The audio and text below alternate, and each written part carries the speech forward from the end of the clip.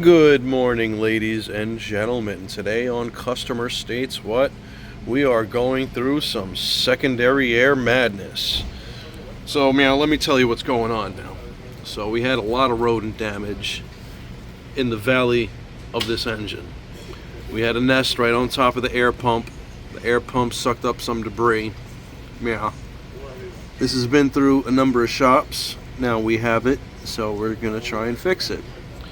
So, we had a code for one of the valves stuck open.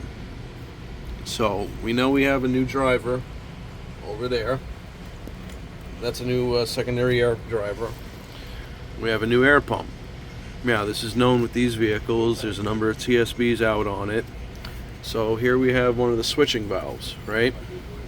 I opened it up. This is the one we're getting a code for. So, we put vacuum to it. We're still getting some free flow.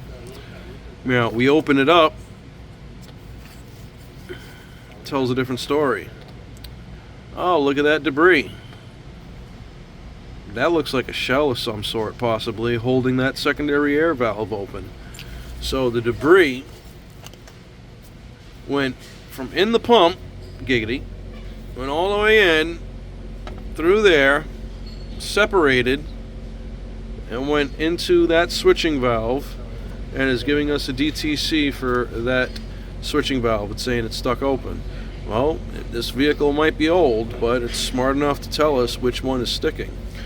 With all the information out on these vehicles, we know that all this parts are necessary to replace. The driver, the pump.